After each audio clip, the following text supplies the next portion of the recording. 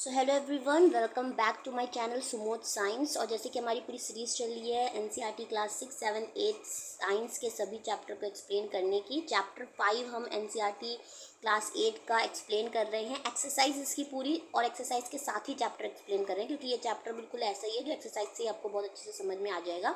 और पार्ट 1 मैंने इसमें अपलोड कर दिया, 1 to 5 क्वेश्चन तक की एक्सरसाइज विद द एक्सप्लेनेशन मैंने अपलोड कर चुकी हूँ। आज हम पार्ट 2 की बात करेंगे। 6 से लेकर 10 तक की क्वेश्चन जो है वो कंप्लीट, आपकी एक्सरसाइज आज कंप्लीट हो जाएगी। ओके, सो बिना किसी देरी के हम शुरू कर रहे हैं और हम पहुँचते हैं। लास्ट हम लोगों ने यहाँ पर ख़त्म किया था जहाँ माइग्रेशन तक, आंसर एफ तक हम लोगों ने 5th क्वेश्चन का लास्ट किया था। अब 6th क्वेश्चन जो आपकी एनसीईआरटी बुक में है वो ये है कि in order to meet the ever increasing demand in factories and for shelter.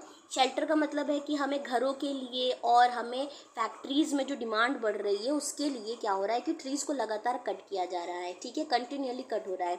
तो ये पूछ रहा है कि is it justified to cut trees for such project. ऐसे प्रोजेक्ट यानी इंडस्ट्रीज़ में जो डिमांड बढ़ रही है और शेल्टर के लिए यानी कि घरों के लिए जो डिमांड्स बढ़ रही हैं जिसके लिए ट्री कंटिन्यूअली कट हो रहा है, ऐसे सच प्रोजेक्ट के लिए जस्टिफाई है, क्या ये सही है कि हम उन ट्रीज़ को लगातार इसलिए कट करते जाएँ। ठीक है, डिस्कस करना है आपको और प्रिपेयर करना है ब्रीफ रिपोर्ट इसके लिए। ठीक है, मैंने बहुत ही ब्रीफ में आपको ये आंसर रखा हुआ है और आपको इसमें बहुत अच्छे से समझ में आएगा। आंसर है बिल्कुल नहीं, क्योंकि आपको पता है अब पूरे चैप्टर में आप यही पढ़ रहे हैं कि डिफॉरेस्टेशन यानी कटिंग ऑफ ट्रीज कितना हार्मफुल है हमारे अर्थ के लिए, हमारे लिए, हमारे सभी जानवरों के लिए, सबके लिए। ठीक है, no it is not all justify. Answer कह रहा है कि नहीं, बिल्कुल जस्टिफाई नहीं कि आप ट्रीज़ को कट करो, इसलिए क्योंकि हमारी डिमांड, हमें अपनी डिमांड को कम करना होगा। ठीक है, ये नहीं कि आप डिमांड को इंक्रीज़ करते जा रहे हो। ह्यूमन पॉपुलेशन की जो डिमांड में इंक्रीज़ हो रहा है वो जो है उसको मीट करने के लिए हम लगातार जो ट्री को काट रहे हैं। इसका आंसर है बिल्कुल नहीं, ये जस्टिफाइड नहीं है।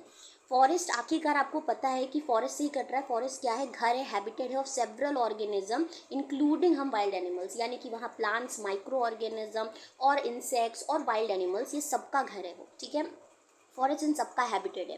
दे प्रोवाइड, एक तो ये कारण है कि इन सबका हैबिटेट है, तो आप जब इन पे पेड़ काटते हो तो इन सबके घर को आप उजाड़ रहे हो। ठीक है, पहला काम तो ये, किसी का घर उजाड़ना अच्छी बात तो नहीं है। ठीक है, तो सबसे पहला तो आप ये काम कर रहे हो अपनी डिमांड को पूरी करने के लिए। ठीक है, दूसरा क्या कर रहे हो? They provide us good quality, forest ही है जो हमें सबसे ज़्यादा गुड क्वालिटी है यानी good quality of oxygen provide करते हैं और हार्मफुल हमारे जो CO2 है उसको एब्जॉर्ब कर लेते हैं। तो एक तो ये काम इतना अच्छा करते हैं, और अगर आपको पता है कि अगर वो ऑक्सीजन एक तो हमको मिलना कम हो जाएगी अगर पेड़ कटेंगे, और दूसरा है CO2 को वो एब्जॉर्ब नहीं करेगा, तो ये CO2 जो कि क्या करती है, हीट को बहुत ज़्यादा एब्जॉर्ब करती है, इन्वायरमेंट में बढ़ जाएगी, और जब ये इन्वायरमेंट में CO2 बढ़ जाएगी तो क्या होगा, ग्लोबल वार्मिंग बढ़ जाएगी, जिससे आपकी वाटर साइकिल जो है वो डिस्टर्ब होगी और रेनफॉल पैटर्न, और जिससे ड्राफ्ट और फ्लड दोनों के चांसेस हो जाते हैं, ये आपको पता है। ठीक है, नेक्स्ट है, तो ये एक इंपॉर्टेंट चीज़ हो गई।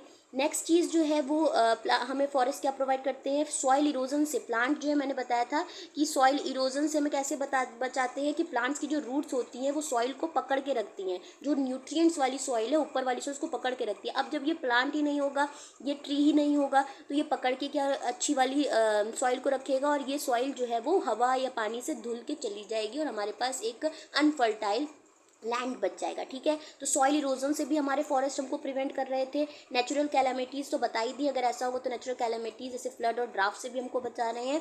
इवन फॉरेस्ट क्या कर रहे हैं, हमारी बायोडाइवर्सिटी को कंजर्व कर रहे हैं, यानी कि डिफरेंट टाइप ऑफ जो ऑर्गेनिज्म हमें मिलते हैं, प्लांट्स, एनिमल्स और हमारे माइक्रो ऑर्गेनिज्म, ये सबको कंजर्व, कहाँ, फॉरेस्ट में हमको ये सब मिलते हैं, और इन सबको कंजर्व करने का काम भी फॉरेस्ट कर रहा है, यानी कि प्लांट्स कर रहे हैं, ट्री कर रहा है। ठीक है, तो ये सारे काम कौन करता है? ये हमारे फॉरेस्ट कर रहे हैं। तो द डिस्ट्रक्शन, अगर फॉरेस्ट का डिस्ट्रक्शन होगा तो ये हमारे नेचर के बैलेंस को क्या करेगा? डिस्टर्ब करेगा। और क्या करेगा? Global warming, soil erosion, green house effect, draft, floods और मैनी मोर प्रॉब्लम्स को क्या कर देगा? ये इंक्रीज कर देगा। हैंस हमें क्या करना है? फॉरेस्ट को कंजर्व रखना है, और हमें जस्टिफाई, ये बिल्कुल नहीं है कि हम जो ह्यूमन पॉपुलेशन है उनकी डिमांड इंक्रीज हो रही है तो हम क्या करें कि प्लांट्स को भी क्या करते हैं, प्लांट्स को काटना शुरू कर दे सिर्फ इसके लिए। ठीक है, आपको हमको ये करना चाहिए, कोई सब्स्टिट्यूट होना चाहिए जो इसके अलावा ह्यूमन पॉपुलेशन की भी डिमांड को फुलफिल करे या ह्यूमन पॉपुलेशन अपनी डिमांड को थोड़ा कम करे। उम्मीद है ये आंसर आपको समझ में आया होगा। अगर आपको ये आंसर समझ में आया है तो आप इसका स्क्रीनशॉट ले लो और बहुत अच्छे से इसको करके आओ, और नंबर बिल्कुल फुल मिलने वाले आपको। ठीक है, नेक्स्ट बात करेंगे तो 7th क्वेश्चन है, how can you contribute to the maintenance of green wealth of your locality. Green wealth का मतलब है कि आप अपने आसपास पर्यावरण की या इन्वायरमेंट की या ग्रीनरी बनाए रखने के लिए, यानी प्लांट्स वगैरह बनाए रखने के लिए आप क्या कर सकते हो, आपका कंट्रीब्यूशन मतलब कि अर्थ के लिए क्या हो सकता है। तो ये है make a list of action, और अपने आने वाली जनरेशन्स के लिए क्या हो सकता है, आप क्या कर सकते हो जो आप के पास मतलब ये कैपेबिलिटी है कि आप कर सकते हो, वो आपको करना है। तो आप अपनी ग्रीन वेल्थ की अपनी लोकेलिटी को बनाने के लिए लिखा I can help in maintaining the green wealth of my locality. किस तरह कर सकते हो, ये कुछ उसके फॉलोइंग जो है पॉइंट्स है, ठीक है। By taking care of the plant, सबसे पहले जो लगे हैं आपकी सोसाइटी में प्लांट्स और ट्रीज, उनकी केयर करना कि कोई उसको तोड़े ना, उसमें से कुछ खराब ना करे, ठीक है। ग्रोइंग इन और अराउंड माई लोकेलिटी, जो आपकी लोकेलिटी के आसपास सबसे पहले प्लांट्स ट्रीज हैं उनकी केयर कर सकते हो। और क्या कर सकते हो, I can plant more and more trees, आप क्या कर सकते हो और प्लांट लगा सकते हो, तो लगा सकते हो, इसमें बहुत ज़्यादा कोई इन्वेस्टमेंट भी नहीं होती है। तीसरा कहाँ क्या कर सकते हो, I can also encourage the people, जो आपके आसपास के, देखिए आप तो कर ही रहे हो लेकिन आप अकेले क्या क्या कर सकते हो, ठीक है। तो आपके आसपास की लोकेलिटी में जो लोग हैं आप क्या कर सकते हो, उनको भी आप इंकरेज कर सकते हो कि वो क्या करें, टू प्लांट मोर ट्रीज, कि वो भी प्लांट लगाएं, वो लगाएंगे आप लगाओगे तो बहुत ज़्यादा प्लांट्स जो है अपने आसपास होंगे, तो ऑक्सीजन ग्रीनरी सब अच्छी रहेगी, ठीक है। By informing them about the, आपको इंपॉर्टेंस अब पता है तो आप अपने आसपास के लोकेलिटी को इंपॉर्टेंस बता सकते हो कि क्या हो सकती है, ठीक है। इवन क्या कर सकते हो, आपके आसपास जो आपसे छोटे चिल्ड्रंस है, ठीक है। दूसरा काम आप, चौथा काम आप क्या कर सकते हो, आपके पास जो यंग चिल्ड्रंस है, अब आपको आज पता है आप 8th क्लास में हो, आपको पता है आपसे छोटे 7, 6, 5th, 3rd मॉन, ठीक है, इन सब बच्चों को आपको क्या करना है, अवेयर करना है कि डिफॉरेस्टेशन जो है वो क्या है, कितना हार्मफुल है, उसके इफेक्ट्स हमारे एनवायरनमेंट में क्या है, और अपने प्लानट को इस तरह आप सेव कर सकते हो, ठीक है। तो ये सारे पॉइंट्स हैं जो आप बता सकते हो कि आप क्या क्या अपने ग्रीन वेल्थ को मेंटेन करने के लिए कर सकते हो। नेक्स्ट बात करें तो ये फिर से वही है कि एक्सप्लेन हाउ डिफॉरेस्टेशन जो है रेनफॉल को रिड्यूस करता है, ठीक है। इससे पहले मैंने एक आंसर आपको बताया था, पूरे वही पॉइंट से अगर आपने आंसर्स देखे हो तो डिफॉरेस्टेशन जो है जैसे कि वो वाटर साइकिल को डिस्टर्ब करता है, तो वाटर साइकिल जो डिस्टर्ब होती है उससे क्या होता है, रेनफॉल कम भी हो सकता है और रेनफॉल ज़्यादा भी हो सकता है। तो हमको सिर्फ बताना है कि रिड्यूस क्या होता है, लास्ट का पॉइंट सिर्फ चेंज है, बाकी सब वही है, ठीक है। तो सबसे पहली लाइन क्या हमको लिखनी थी कि डिफॉरेस्टेशन क्या है, is the removal of trees. Deforestation सबसे पहले मैंने बताया कि क्या है कि आप ट्रीज को या अदर वेजिटेशन को निकाल रहे हो फॉरेस्ट से या उस एरिया से, एक पर्टिकुलर एरिया से, किस पर्पज़ से, इंडस्ट्रियल पर्पस हो गया, एग्रीकल्चर या कोई अदर पर्पस से, ठीक है। तो रिमूवल ऑफ ट्रीज को हम डिफॉरेस्टेशन कहते हैं। अब प्लांट निकल गए तो प्लांट करते क्या थे, वो CO2 को एब्जॉर्ब करते थे एटमॉस्फेयर से, ताकि वो क्या कर सके, फोटोसिंथेसिस को परफॉर्म कर सके। जब प्लांट्स ही नहीं है, तो अगर प्लांट्स डिस्ट्रॉय है तो CO2 एटमॉस्फेयर में क्या हो जाएगा, बढ़ जाएगा। अब CO2 क्या करता था, मोर हीट रेडिएशन को एब्जॉर्ब करता था, जिसके कारण क्या हुआ कि हीट ज़्यादा होगी तो ग्लोबल वार्मिंग बढ़ेगी। अब ग्लोबल वार्मिंग बढ़ेगी तो टेम्परेचर अर्थ का इंक्रीज़ होगा, जो क्या करेगा कि नेचुरल वाटर साइकिल जो आपकी थी उसको डिस्टर्ब करेगा, और इससे क्या होगा, इस रिजल्ट से क्या होगा, there will be change in the rainfall pattern, और फिर क्या होगा, रेनफॉल पैटर्न में चेंज होगा। अब रेनफॉल पैटर्न का कारण एक क्या हो सकता है कि ये रिड्यूस कर सकता है amount of rainfall, the reduce amount of rain water. अगर पानी जो है वो रिड्यूस रेनफॉल हुई नहीं तो क्या होगा कि ड्रॉफ्ट की कंडीशन या सूखे की कंडीशन आ जाएगी। उम्मीद है आपको ये बात समझ में आई होगी, ठीक है। तो इसका भी स्क्रीनशॉट ले लो, how deforestation leads to reduce rainfall. Answer वही है, बस लास्ट की लाइन एक चेंज हो गई है। अगर आपने पिछला वाला जो पार्ट 1 है उसमें मैंने आंसर्स अर्थ में और इन्वायरमेंट में हमारे क्या फ़र्क पड़ता है उसका ये आंसर है, ठीक है। नेक्स्ट बात करें, find out the national park in your state. देखिए अब आपको national park, wild life sanctuary सब कुछ पता है, ठीक है। तो नेशनल पार्क सिर्फ आपको बताना है आपके स्टेट में, और आइडेंटिफाई करो और लोकेशन अपने मैप में। देखिए आपको एक मैप मिलता है, ठीक है, उस मैप को आप क्या करो कि ले आओ, ठीक है। और उसकी लोकेलिटी को आपको कैसे पहचानना है, तो अगर सपोज करो मैंने यहाँ उत्तर प्रदेश लिया, ठीक है, क्योंकि मैं उत्तर प्रदेश में रहती हूँ तो मैंने यहाँ यूपी लिया हुआ है, ठीक है। आप अगर मध्य प्रदेश, उत्तराखंड, जहाँ से भी आप बिलोंग करते हो, जम्मू कश्मीर, ठीक है, तो आप अपने स्टेट में आपको जाना है और देखना है आपके आसपास या आपके स्टेट में कौन से नेशनल पार्क है, उसको लोकेट करना है। अब जैसे कि मैं आपको बताऊं तो आंसर में मैंने लिखा है दुधवा नेशनल पार्क उत्तर प्रदेश में है, ठीक है। अब ये नेशनल पार्क से पहले मैं आपको ये मैप में दिखा देती हूँ। दुधवा देखिए ये आपका यूपी है, ठीक है, ये एरिया पूरा किसका है, यूपी का है, ठीक। तो आपको मैप में सबसे पहले नेपाल से जस्ट नीचे आना है तो आपको क्या दिखेगा, ये यूपी है। देखिए जो उत्तराखंड में उनके लिए इस जगह पर जिम कॉर्बेट नेशनल पार्क है, ठीक है, तो उनका कॉर्बेट नेशनल पार्क है, लेकिन यूपी वालों के लिए दुधवा है, तो ये थोड़ा उसी से नीचे दुधवा दिख रहा है, ठीक है। ये यूपी का लाइन यहाँ से और उत्तराखंड की लाइन अलग चलती है, ठीक है। तो नेपाल से जस्ट नीचे आपको यहाँ पर कहीं पर भी आप दुधवा नेशनल पार्क लिख सकते हो, ठीक है।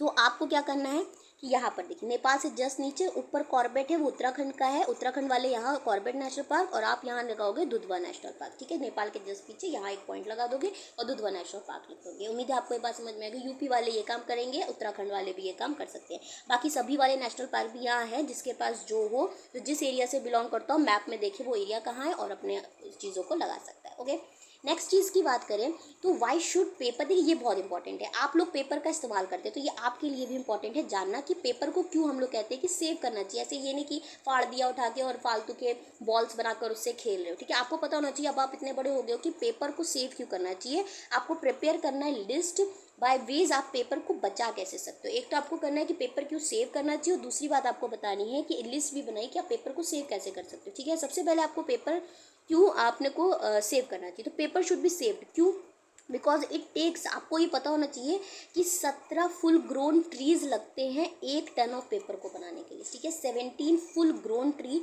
जो कि आपको पता है ट्री कितने साल में उगते हैं, और वो पूरे के पूरे काट कर तब 1 टन ऑफ पेपर आपका बना दिया जाता है, ठीक है।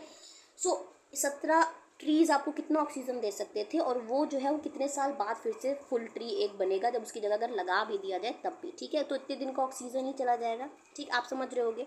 दूसरी बात क्या है कि trees as we know are important to maintain a balance of nature. दूसरा आप क्या जानते हो कि अब जो ट्रीज आपने काट दिए वही क्या है, मेंटेन करते हैं नेचर के बैलेंस को, ठीक है। देयरफॉर इसीलिए आपको क्या करना है, ट्री को सेव करना है और प्रिवेंट करना है the impact of their loss on living organism. We need to save paper. So in order to save trees and prevent the impact, जो इम्पैक्ट होता है लिविंग ऑर्गेनिज्म का लॉस होगा, जिससे ऑक्सीजन अच्छी नहीं आ रही है, ठीक है।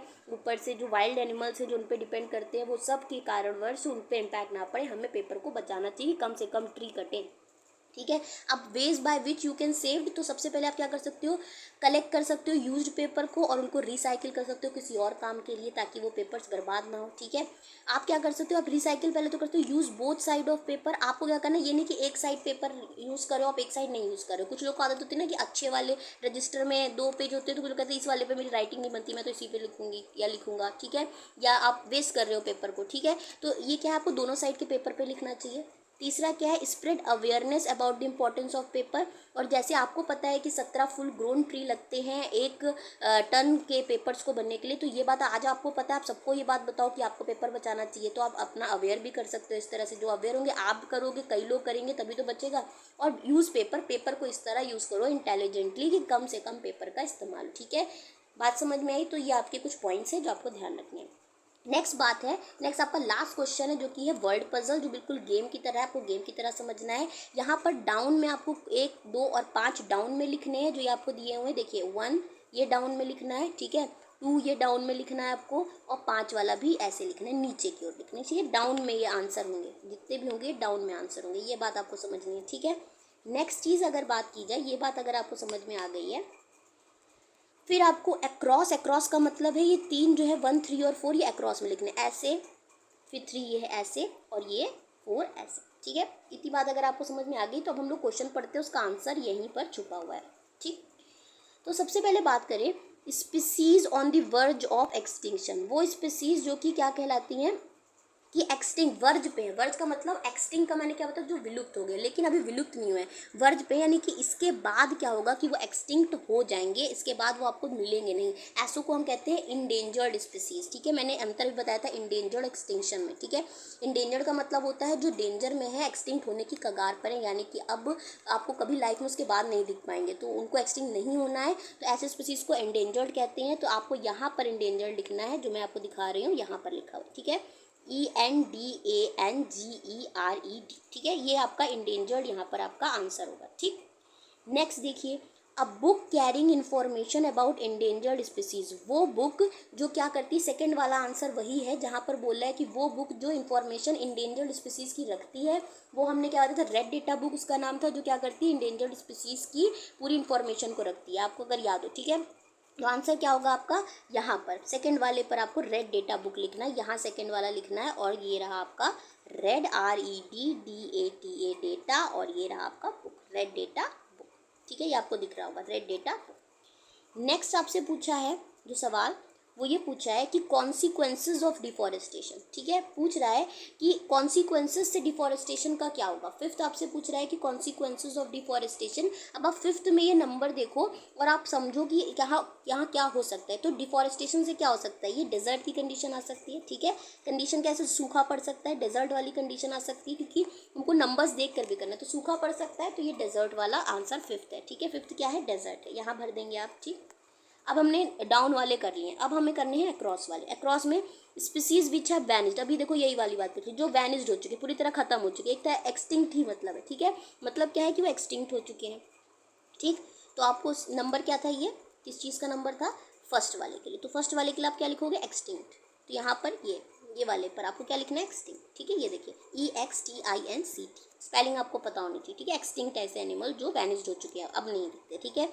Species found only in a particular habitat, वो स्पीसीज जो आपको पर्टिकुलर उसी हैबिटेट में मिलते हैं। तो मैंने आपको एंडेमिक स्पीसीज के बारे में बताया था, वो स्पीसीज जो उसी एरिया में मिलते हैं उन्हें क्या कहा जाता है, पर्टिकुलर उसी जगह पर मिलने का। यानी कि जैसे मैंने आपको एग्जांपल भी दिया था कि राजस्थान में जैसे कि आपको कैक्टस मिलते हैं, या राजस्थान में आपको कैमल मिलते हैं, तो नेचुरली वो वहीं पर मिलते हैं, ठीक है। ऐसे आसपास आप कहीं ले जाओ वो बात अलग है, लेकिन नेचुरली कहाँ मिलते हैं, उसी जगह पर। आप जानते हो कि राजस्थान आ गया, ठीक है, या कैमल देखकर, ठीक है। तो species found only in particular habitat, उनको एंडेमिक स्पीसीज वहाँ की कहा जाता है, ठीक है। तो एंडेमिक आंसर होगा, ये रहा एंडेमिक, ठीक है।